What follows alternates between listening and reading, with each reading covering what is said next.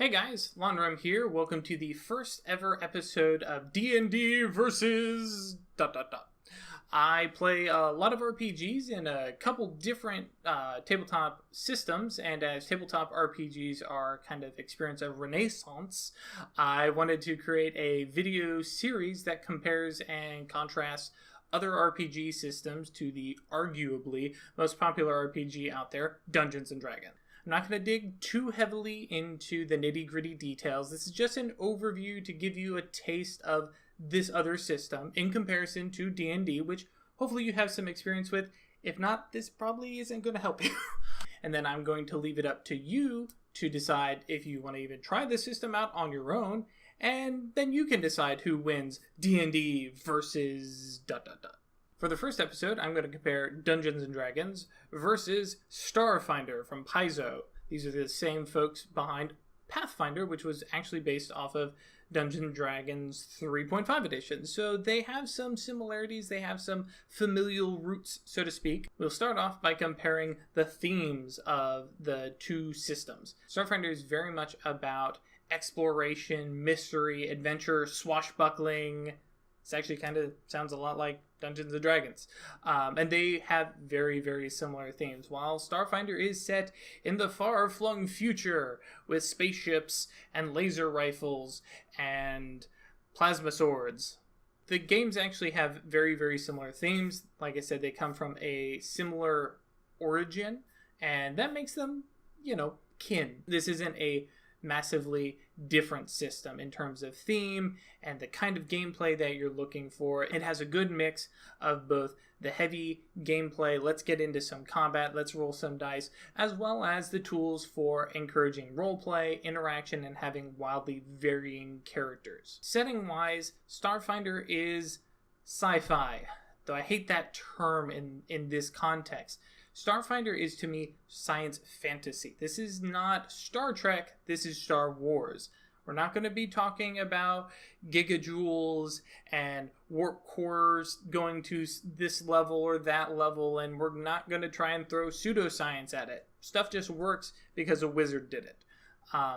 This is very much the world of the Force and magic right alongside technology. And in fact, a lot of the magic items that you would be used to seeing in D&D can actually come from technological aspects. We'll get to that later. One of the big things about this setting is you can be the swashbuckling hero destined to save the galaxy or something like that. But Starfinder is also built around having a very insular, very tight-knit group. You can have your Firefly adventure this way. This is helped greatly by the fact that the system is built around you having your own starship, yours, that you are in control of. You are the captain. All right, the nitty-gritty. The mechanics of Starfinder are very similar to D&D. They both use D20s and D6s and D8s and D10s for your damage, but it's all based on a D20 roll. You add your bonuses from your strength, dex, con, intelligence, wisdom, charisma. Sound familiar? It should. You get different bonuses based on your level. They do use the 3.5 system of having a base attack bonus instead of using D&D 5th Ed's proficiency system where it just naturally scales and everybody is even. Different classes progress at a different rate with their ability to hit things. You also have skill ranks instead of proficiency in a skill, which does mean you have some ability to vary it up. If, for instance, you just want to put a couple ranks into perception to be decently perceptive, and then you want to put all your future level ups into a different skill, you can actually do that. It'll make you a little behind some of the other folks who might be dedicated to exactly the same skills the entire time they level up, but it does give you a little bit of freedom, especially since Starfinder has a automatic +3 bonus. I'll try to keep numbers to a minimum here, but you automatically get a little bit of a bonus just having even one rank into it. So you automatically bump up 4 ranks right at the get-go for for just a little dipping your toe into a skill. One of the throwbacks to older editions of D&D, and actually probably Pathfinder is probably more accurate, is that you have a slew of bonuses that add on to a character. So you might have an enhancement bonus from this thing, a class bonus from this thing, an insight bonus from this thing. And this can get kind of bean countery compared to D&D, where basically you have proficiency in a skill or you don't. You may have a magic item that'll add a 1 or 2 to that bonus, and that's it. After that, it's just advantage or disadvantage. One difference for Starfinder compared to D&D is that Starfinder is built around the idea that at higher levels, bigger, badder monsters are harder and harder to hit. You have to have better and better gear, and you need to be leveling up higher and higher to even have a chance to hit these things. As opposed to D&D, where the big bad Baylor has an AC of 19, or the Ancient Red Dragon has an AC of 22, which as a level 1 character, it is totally conceivable to have a +5 to hit. You can hit an Ancient Red Dragon on a 17. You don't have to roll a natural 20 and get that guaranteed hit. Roll a 17. Hit an Ancient Dragon. He will be very upset and eat you afterwards, and your damage will be minimal to his ancient power, and it's probably actually going to be resistant all this other crap. But you can hit him. In Starfinder, not so much. Starfinder definitely allows monsters to have high enough AC that you literally have no chance but a 1 in 20 chance to actually hit him. And that's where the roll to confirm a critical hit comes in for Starfinder. Basically, if you roll a natural 20, it's a guaranteed hit, but it's only a critical if the 20 plus your bonus would actually hit their AC. If not, it's just a regular hit. But if it would, then you get your critical. Minor thing. Another interesting aspect for Starfinder is a concept of power levels or item levels for gear. In D&D, if you have a great sword, you have a great sword. That's it. You're proficient in it. You can use it. It has the same damage no matter what. Now, you might find magical ones that do cool things like catch fire or have a +3 to hit. But in general, a great sword is a great sword, whether you're level 1 or level 20, and you can use it equally. Of course, the high-level guy probably has some more, attacks and stuff like that. In the Starfinder, you will actually have a laser pistol, and it's level 1, and it does a d4 damage. And then around level 6, you'll get a laser pistol that does 2d4 damage and is worth 4,000 credits. So this proceeds to kind of push you into constantly upgrading and changing your gear. This is helped out and balanced by the aspect of something called weapon fusions. In a far-flung future where science and magic interconnect and are more or less the same thing, weapon fusions are the replacement for enchanting a weapon. In Starfinder, you are capable of crafting or finding things called fusions that you slap onto your heavy rifle, and all of a sudden that awesome, cool laser rifle now is a bane weapon or axiomatic and does extra damage to a particular type of creature or to lawful creatures or chaotic creatures. You have all these different extra enchantments that can be added to different pieces of gear, and that is your enchanting. That's boom, apply the 2, you're done, moving on. And this factors into the idea that because of the item levels and because we are in a far-flung universe, crafting weapons is actually acceptable and accessible and probably in fact encouraged. Starfinder has something called UPB, Universal Polymer Base. They're the currency. Well, no, I take that back. They're not the currency, but currency credits are based off the value of UPB. So if something is worth 4,000 credits, you can make it with 4,000 UPB. This actually makes crafting the perfect piece of gear that you want totally possible and encouraged. For instance, I have a mechanic, a class that we will talk about soon, that is all about making stuff and gizmos and gadgets, and I have skills in engineering. Because of that, if I look on the core rulebook and plasma cannon, that sounds cool. What level is it? Oh, it's my level. Give me a minute. I'll walk over here, and because I have ranks equal to the item level, I just make it. That's it. There's no dice rolling. There's nothing. I just make it. I have to have the currency for it, or the UPB for it, technically. And I just make the item that I want. I don't have to worry about loot. Loot can be sold for credits, but I don't have to go find magic items to make a high-level, high-quality plasma caster. I just make it. Super cool.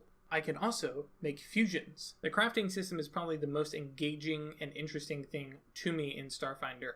As the mechanic, as the guy with all the engineering skill, I can make whatever the group needs. We're heading in someplace, and we know we're going to need some tanglefoot grenades to tie up the enemy. That way we can fight them at long range. Cool, give me an hour. Actually, probably closer to 8. But whatever. I can make these things. This includes the fusion enchantments. This includes a bunch of technological type of magic items. I have access to a lot of stuff, as does anybody who has ranks in those particular skills. Engineering, mysticism, certain professions, life science, all those different things. Okay, so that gives you kind of an overview of what skills are and all that dice stuff. Let's talk races and classes. All right, we're going to hit all of them. We're going to throw up some images, and I'm not going to dig into these too much, but I'll give you the idea. Androids. Yep, the biosynthetic life forms. You got it. Think data. Humans. You know what a human is, right? Kasathas.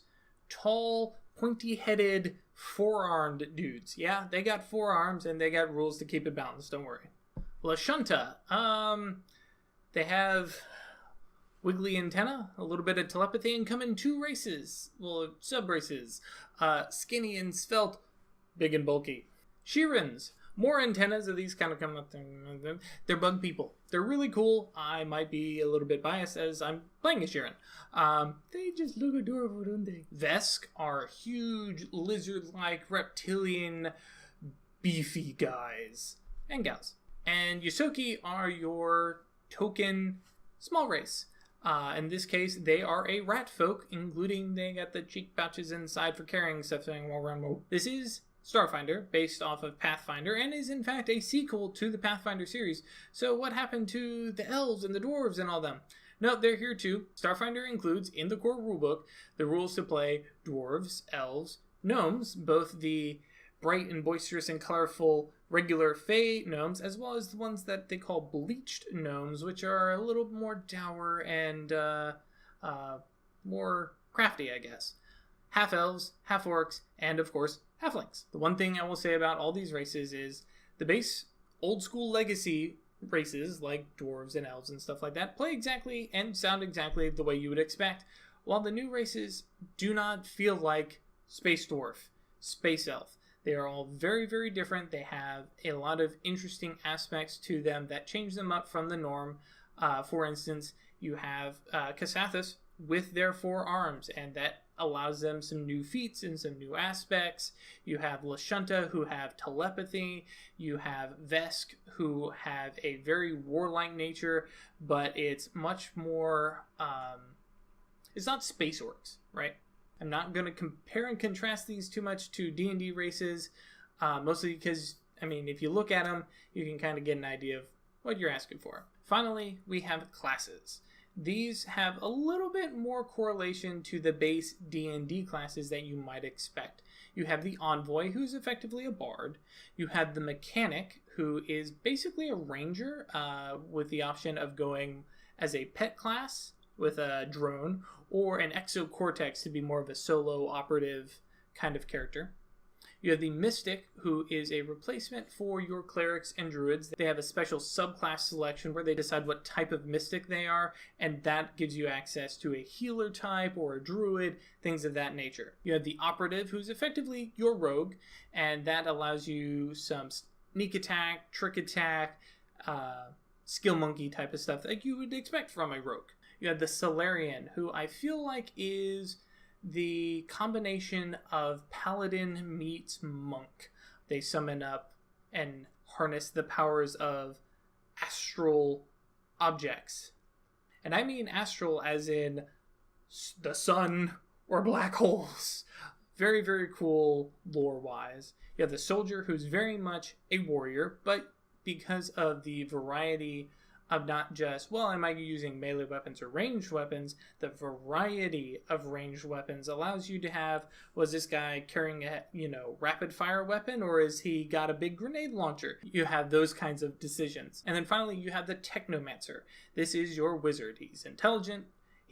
They've got all sorts of spells, and they're kind of hacky and techy, which is a really kind of cool aspect of blending science and the magic. I like it. Finally, on top of all this, you have something called Archetypes. This is something that Pathfinder introduced that I really kind of like. Archetypes are a kind of subclass. Actually, they're a subclass. While most of the classes give you an option to vary up who you are compared to others of your same class, Archetypes let you carve out a section of your class and go, I'm going to give this up because I'm going to take this other cool thing and add it in. So, for instance, to me, one of the coolest ones are the Knights.